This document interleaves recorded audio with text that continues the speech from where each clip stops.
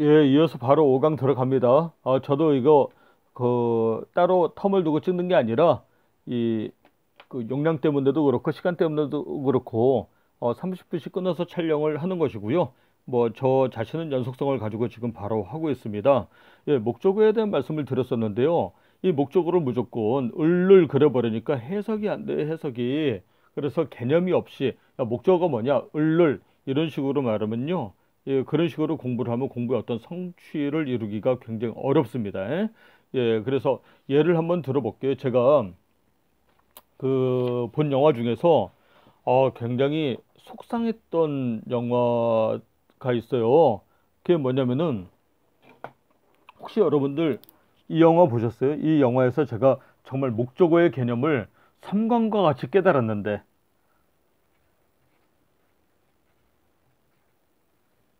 초중병기 활이라고. 제가 사극을 좋아하기는 좋아하는데 참 이 중국과의 관계를 보면 항상 마음이 아파요. 이거는 이제 최종본기 활은 뭐를 배경으로 하고 있느냐면은 금 만주족이죠. 저기 맞습니까? 예, 예. 만주족, 여진족이라고도 했고, 예, 금이 청이 되는 과정에서 이 명청과의 대립을 배경으로 한 그러한 겁니다. 예, 근데 이제 이 금나라 애들이 우리나라에 침략해 들어와 가지고 굉장히 야만 쪽으로 침략을 해요. 그래서 어떤 행동을 하냐면은 요게 이런 올가미가 있어요. 올가미. 그 말 타고 가면서 이 올가미를 휙휙휙휙 해가지고 이 뭐 여자들을 이 여자 머리가 이렇게 있고 몸통이 이렇게 있으면은 여자를 이렇게 올가미에 씌워가지고 잡아요. 그래서 납치를 하죠. 납치를 해서 압록강을 건너갑니다. 이렇게 진짜 두 손 꾹꾹 먹고 어 이렇게 해서 이 정말 사람을 굴비 엮듯이 쭉쭉 엮어서 간다. 굉장히 너무 마음이 아팠어요. 그런데 후에 이 청에 대해서 우리가 4대 열을 행했다는 게 정말 마음이 아프죠. 예. 섬길사자, 일사자가 아니라 섬길사자. 4대 예를 행했다는 게 정말 너무 마음이 아프고, 예, 우리나라 영화 볼 때마다 뭐 최종병기 활, 그 다음에 또 뭐였더라? 광해, 그 광해군을 배경으로 했던 게, 예, 예, 굉장히 한국판 왕좌와 거지나 마찬가지인데, 이름, 이병헌이 나왔던 그 영화 갑자기 생각이 안 나는데, 그것도 그러고, 예, 그 다음에 나는 왕으로 소이다. 이것도 그러고 중국에서 사신이 오면은 항상 어, 3구 고배? 9배? 예, 예. 3번 엎드려서 9번 절하는 예, 그런 사신한테까지 그렇게 했던 것을 보면 물론 황제를 대리하니까 황제를 대하는 예로 그렇게 했다고 그러지만 막 지금도 열불이 납니다. 열불이 나. 정말 불쌍한 우리나라요. 너무 눈물겨운데 하여튼 얘들이 이렇게 조선 여인들을 이렇게 납치를 해갑니다. 여러분들 어떠세요? 혹시 최종병기 활 보신 분들은 생각이 나실 것 같은데 이렇게 목에 올가미를 해가지고 말로 질질 끌고 그래가지고서는 정말 끌고 갔으면은 이 여자들을 노예로 삼아야 되겠어요? 아니면 결혼을 해야 되겠어요? 우리 감각으로는 결혼을 혼자 하는 게 아니잖아요. 예, 그래서 우리 감각으로는 이렇게 데려갔으면은 그 대상이랑 결혼을 하면 안 되고 노예로 삼아야 될 것 같은데 얘를 되게 웃기는 행동을 해요. 누굽니까? 저는 이 배우 이름들이 이렇게 기억이 안 나냐? 아니 앞에 서가지고 그 병사들을 일렬로 쭉 세웁니다. 그래가지고 병사들이 이렇게 서 있으면은 조선 여인들을 또 이렇게 세워요. 옆에. 이거 뭐 조선 여인들한테는 선택권이 전혀 없어요. 그냥 뭐 옆에 그냥 세웁니다. 자기가 마음에 드는 대로 1대1로 딱 세운 다음에 그냥 결혼식을 해요. 굉장히 웃기죠? 나는 여기에서 서양 문화, 서양의 이제 기본적으로 수련 문화죠. 수련 문화에서 결혼하다가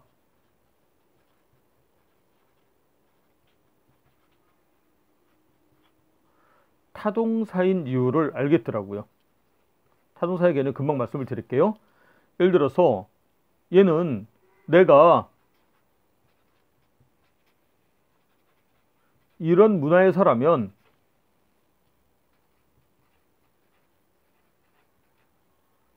그녀와 결혼을 할 거다라는 얘기를 할 것 같으면, 이런 문화에서라면 얘 끌려간 여자, 아니면 어떤 여자, 어쨌든 그 여자의 의사가 중요해, 안 중요해요? 안 중요하다니까. 우리나라 말은 어때요? 나는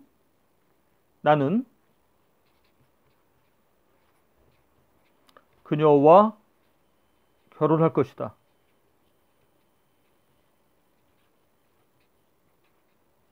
그녀는 결혼을 당하는 게 아니에요. 우리나라 말로는 이혼은 당할 수 있지만 결혼을 당하는 게 아니거든. 근데 얘네는요, 아, 진짜 웃기는 애들이야. 이게 필요가 없다니까, 이게. 이거 어디 갔어? 아니, 그녀와 이게 필요가 없다니까요. 그냥 I will marry her 하면 끝나요. 이건 왜 그러냐면은 그 문화 자체가 힘에 의해서 얘하고 결혼하려고 마음먹으면 얘의 의사가 전혀 필요가 없는 거예요. 그런데 우리나라 말은 어떻게 되었냐면은 나는 그녀를 결혼할 것이다. 아니 뭐 그녀를 강간하는 것도 아니고. 예, 말이 안 되잖아요. 이렇게 자동사, 타동사, 목적어의 개념은요, 문화에 따라 달라요. 예, 따라서 이 목적어의 개념은 문화에 따라 다르다. 여하튼 우리말에 나는 그녀와 라고 번역을 해도 영어식 사고방식, 오랜 수천 년간 살아온 개들의 사고방식으로서는 얘는 당하는 애다, 그녀가. 그래서 결혼 당하는 거다. 그래서 나는 그녀를 결혼할 것이다. 걔네 사고로는 그렇다. 다시 한번 강조를 드릴게요. 이와 같이 보이다시피 영어에서 목적어가 있어요. 또 우리말에 우리말로 번역을 하면 을늘이 붙는 게 있어. 대부분은 영어에서의 목적어 우리말로 번역할 때 을늘이 붙어요. 그렇지만은 영어에서 목적어인데 우리말로는 을늘이 안 붙는 게 있어요. 또 반면에 우리말로 번역하면 을늘이 붙는데 영어로는 그 목적어가 아닌 경우가 있어요. 그래서 목적어가 뭐냐? 을늘이 붙는 말이요. 그렇게 말하면 틀리는 거고, 이렇게 이 주어가 어떤 행동을 했을 때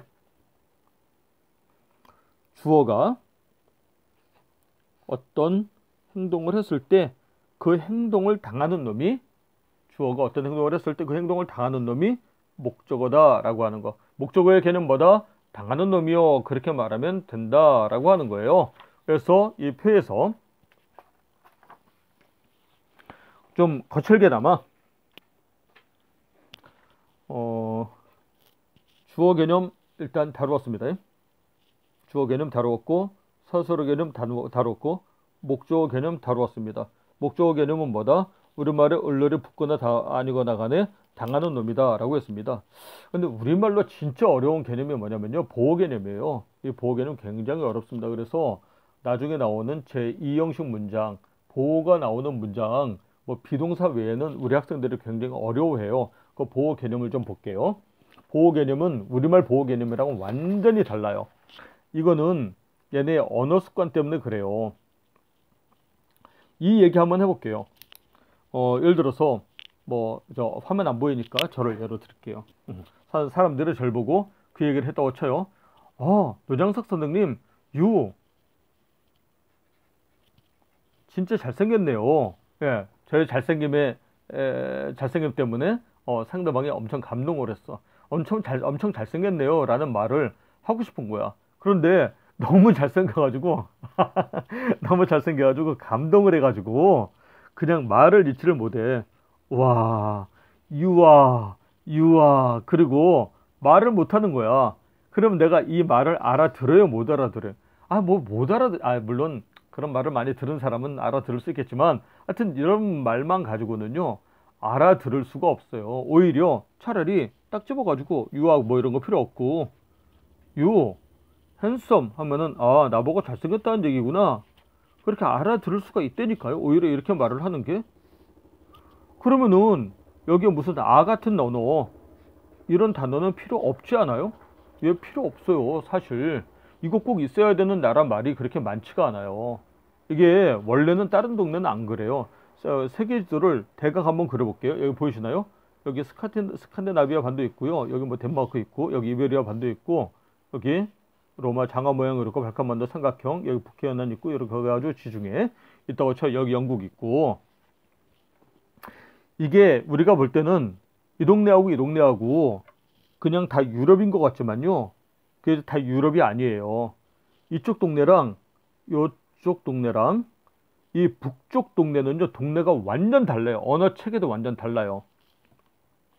뭐 랑케가 그랬던가요? 뭐 이 지중해는 로마의 호수다.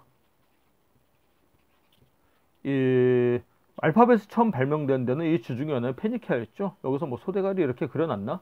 예, 보이시나요? 네, 뭐 소대가리 이렇게 그려놓고 뭐라고 했겠죠. 근데 이제 아유, 꼭 돼지머리 같이 생겼네. 예, 얘가 이제 이런 쐐기 문자들이 이렇게 건너오면서 오늘날의 알파벳의 모습을 가지게 됐어요. 이제 이쪽 동네 말로는 알파. 이쪽 동네 말로는 이제 이게 A. 예, 뭐 라틴어로는 A가 뭔지 모르겠네. 하여튼 이런 모양으로 발전을 해왔고, 그래 이제 그 476년인가요? 오도 아케르의 반란에 의해서 피레네 산맥, 알프스 산맥 무너지면서 게르만 민족의 대이동이 시작이 됐었잖아요. 이제 그 당시 이쪽 동네 사람들이 볼 때는요, 이 사람 사는 데는 여기밖에 없었어요. 여기는 정말 야만의 동네였죠. 여기에 사람이 안 사는 건 아니었지만 이 북쪽 지방에는 야만인들이 살았다고 이 사람들은 생각을 했어요. 바바리안이죠. 왜 바바리안이냐면은 말을 버벅거린다고 해서 바바리안이에요. 정말 이 사람들이 사람은 사람이니까 언어는 있었을까요? 없었을까요? 언어는 있었어요. 언어는 있었는데 이 사람들은 이와 같이 문자 생활을 했잖아요. 이쪽 동네, 게르만 민족으로 하고는 이쪽 동네 사람들이 문자가 있었을까요? 없었을까요? 글자. 언어는 있었지만요, 문자는 없었어요. 예. 정말 지금은 유럽이 정말 세계 문명의 최고봉에 있지만 옛날에는 정말 그 광고에 나오죠. 불가리 하듯이 정말 그 광고 들으면은 뭡니까? 정말 깊은 숲속 원시의 향기가 느껴지지 않습니까? 이 동네 게르만 민족들이요, 정말 추장도 있었다니까요. 옷만 벗었지 진짜 와와와와와 하는 추장 조금 요즘에 그 아프리카 뭐 그쪽 동네랑 문명 단계가 별로 다르지가 않았어요. 언어는 있었지만 문자는 없었다. 예, 그건 우리나라 환경이랑 좀 비슷해요. 우리나라도 이 한반도에 살고 있던 사람들이 언어는 가지고 있었죠. 언어는 있었지만 상당히 오랫동안 한자를 빌려서 썼습니다. 뭐 고려시대 때부터는 뭐 이두를 쓰기도 했었지만은, 그래서 이 우리말 언어랑 우리 세종대왕이 창제하신 한글과는 완전 다른 개념이죠. 우리 언어는 원래 있었습니다. 근데 문자가 없었죠. 어쨌든 이렇게 야만 생활을 하고 있었던 북부 유럽 지방의 게르만족, 게르만 민족들이 이쪽에 와서 내려와 보니까 이거는 인간의 세계가 아닌 거예요. 신의 세계가 펼쳐져 있는 거죠. 그래서 이쪽 동네 말을 엄청 배워갔어요. 예, 그래서 여기까지 그렇게 말을 배워갔어요. 문자도 배워갔고. 그렇지만 굉장히 중요한 단어 지금 하나 쓸게요. 이들의 문자를 배워갔지만 이 북부 유럽 사람들의 습관은 크게 변하지 않았어요. 이쪽 동네 사람들이랑 가장 특징적으로 다른 언어 습관이 뭐였냐면은, 이 북쪽 지방 사람들은요, 반드시 말을 할 때 주어 다음에 동사 서술어가 오지 않으면 찝찝해서 견딜 수가 없는 거예요. 견딜 수가 없는 거예요. 이게 꼭 있어야 되는 거야. 이거 없어도 말이 통하는 거야. 이거 없어도 말이 통한다 하더라도 이거 없으면 찝찝해서 못 견디는 거예요. 이거는 얘네만 그래요. 벌써 이쪽 동네만 해도 안 그래요. 이쪽 동네만 볼래요? 라틴어로 예술은 길고 인성을 짧다.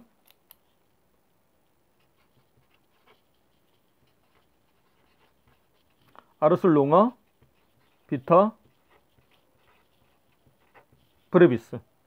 이 아르스가 건너 가서 이 영국까지 가서요, 아트가 됐어요. 예. 그러니까 이와 같이 이 영어는요, 원래 예대의 그 앵글로 삭슨, 그 켈틴족의 고유 언어하고 이렇게 마치 우리말이 빠른, 빠른, 빠른와 신속한, 이거는 완전 한자어죠. 이렇게 이중적으로 어휘가 발달하는 것처럼 얘네도 이쪽 동네 말과 얘네 고유 언어가 이중적으로 발달을 합니다. 어쨌든 아르스가 건너가서 아트가 됐고요. 롱아가 건너가서 롱이 됐어요. 이 비타는 어디에서 나오는 거냐면요. 비타민 많이 보셨죠?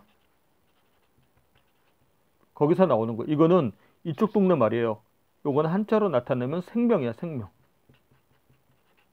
이거는 마인. 마인은 한자로 나타내면 광물질이라는 뜻이죠. 어쨌든 생명, 인생. 브리핑 한다고 그러죠. 브리프의 어원이 되는 말이에요. 브리프. 브리핑. 그래서 짧은. 얘가 건너와서 생이니까 라이프가 됐고요. 얘가 쇼트가 됐어요. 똑같은 말이에요. 여러분 어때요? 아트 롱, 라이프 숏. 말 돼요, 안 돼요? 말 되죠? 그러니까 얘네는 그냥 그대로 썼어요. 그런데 이쪽 동네 알프스와 피레네 산맥 이북이 동네에 살고 있던 게르만족들은 이걸 견디지를 못하는 거예요. 그래서 그냥 만만한 거 하나 쓰자. 제일 만만한 게 아마 비동사였던 모양이죠. 그래서 여기다가 비동사를 쓰게 되었던 거예요. 그런데 얘네 문법 체계를 잘 보세요. 얘네는 이와 같이 주어 서술어가 없으면 말이 안 된다니까. 주어 서술어가 없으면 말이 안 돼요. 그러니까 일단은 영어에서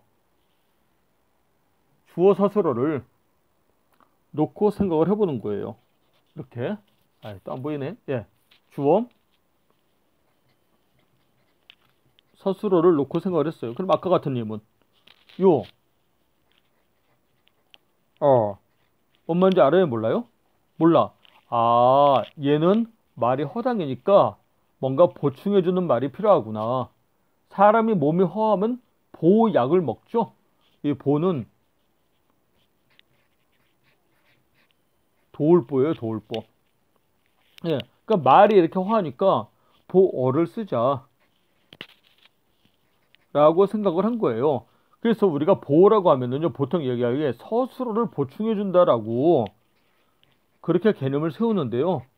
사실은요, 이거는 완전히 꼬리가 개를 흔드는 격이에요. 이거는 그 개가 꼬리를 흔드는 게 아니라 진짜는 뭐냐면은 원래는 이런 거 없었어요. 원래 없었고 이 서술어가 그냥 연결만 해주는 역할을 해요.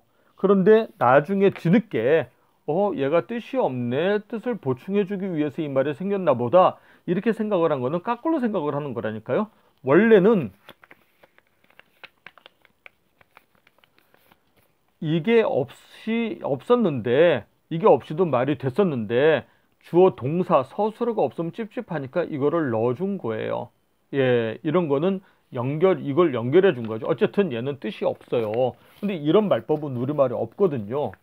그래서 우리는 보라는 개념은 한자로는 보충해주는 말이지만 사실은 이게 쓸데없이 연결해주는 말이다. 원래는 이렇게 생겼다. 이렇게 해서 생긴 말이 우리말의 보라고 하는 거다. 요거는 이제 문장 구조 배울 때 또 여러 가지 예문을 가지고 자세하게 좀 다뤄보도록 할게요.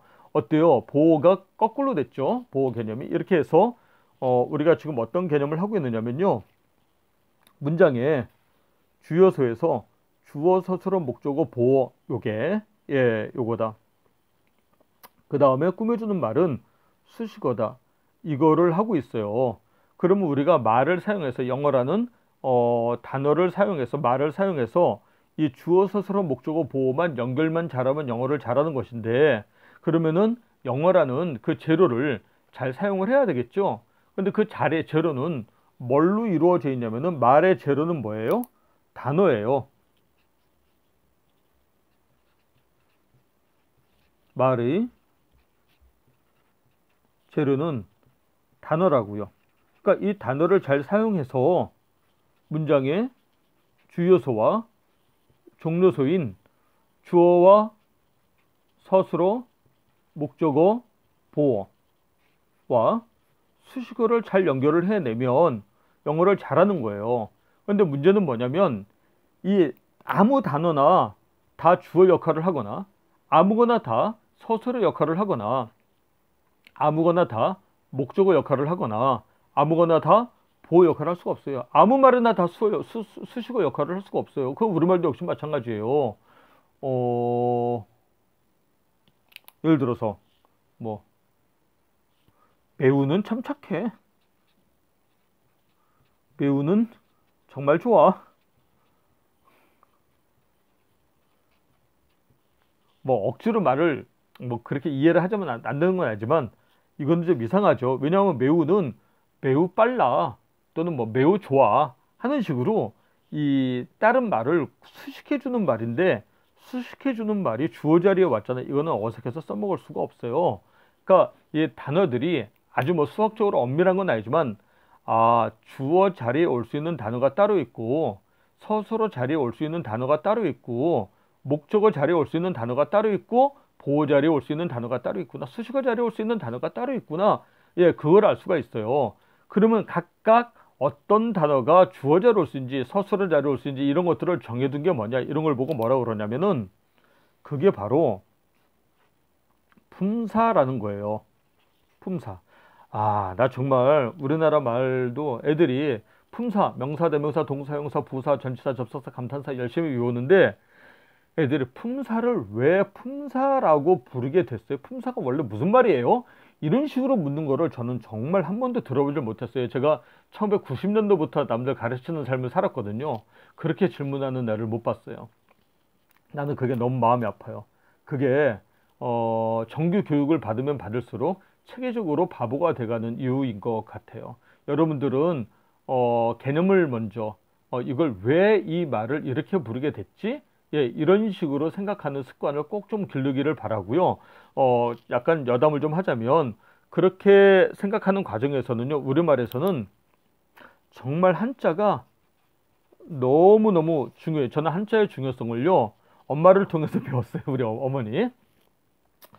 이 중학교 1학년, 요즘에도 중학교 1학년 때 여담 좀 할게요. 중학교 1학년 때 이 그 지리를 배웠는지는 잘 모르겠는데 중학교 1학년 때 이 지리에서 어떤 개념이 나왔느냐면요. 이런 개념이 나왔어요. 사행천이라고 하는 개념이 나왔거든요. 그때 우리 때는 완전 정복이라고 하는 참고서를 써뜨렸습니다. 사행천이라고 하는 개념이 뭐라고 설명이 되어 있느냐면은 만곡이 심한 하천이다. 뭔 말이야. 이게 여러분들 이렇게 하면 이게 연결이 되세요? 이거 왜냐면 저는 공부를 어떻게 썼냐면요. 진짜 이렇게 해가지고 옛날에는 공부를 잘 할 줄 못했어요. 제가 블로그도 썼지만은 고등학교 내신 등급이 9등급이었거든요. 공부를 정말 어떻게 해야 할 줄을 몰랐어요. 그러니까 저는 진짜 정말 책들을 어떻게 썼냐면 사양천 만고기 심한 하천 만고기 심한 하천 사양천 만고기 심한 하천 저 중학교 때 이랬다니까요. 만곡이 뭔지 사행천이 뭔지 근데 제가 공부를 그렇게 하고 있으니까 우리 어머니가 그거를 가르쳐 주시더라고요. 예, 우리 어머니가 졸업은 못 하셨지만 저게 사범학교 출신이시거든요. 이게 뱀사다. 이게 단일행이다. 이게 내천이다. 그게 뭐냐면 이게 뱀사, 단일행,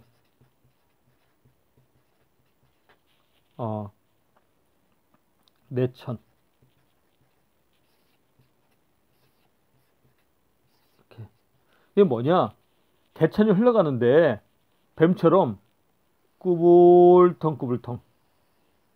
예, 이렇게 흘러가는 거다.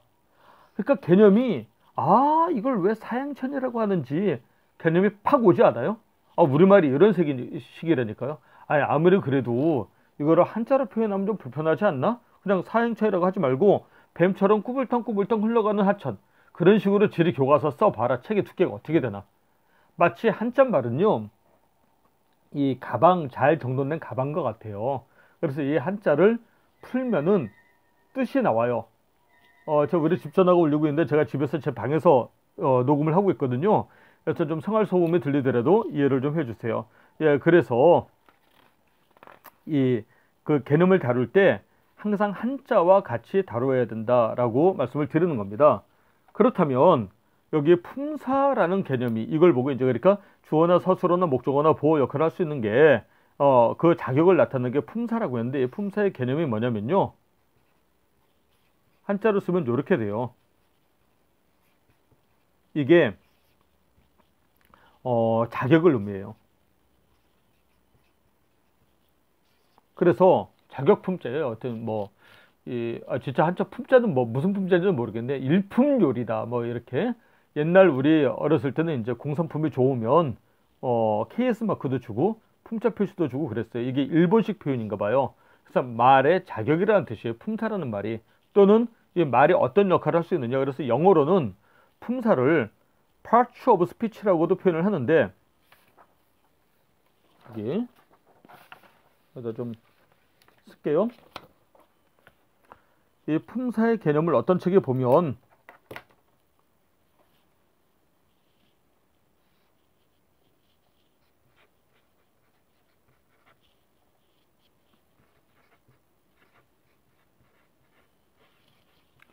말의 영역이라는 뜻이죠. 근데 이제 이거보다는 사실 품사 자체가 펑션이에요. 펑션이 이 품사의 개념, 말의 기능이라는 뜻이죠. 예, 펑션은 이과 학생들은 함수라는 뜻이기도 해요.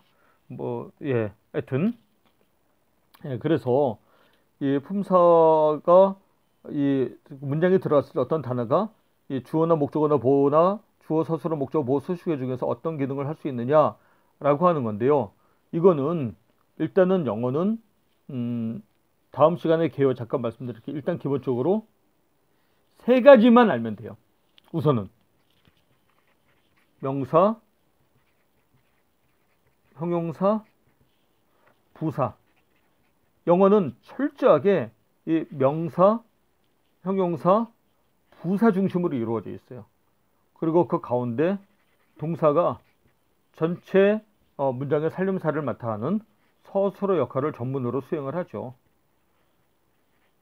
영어는 이제 일단 기본적으로 영어에서 알아야 될 품사는 동사 빼고 명사, 형용사, 부사다.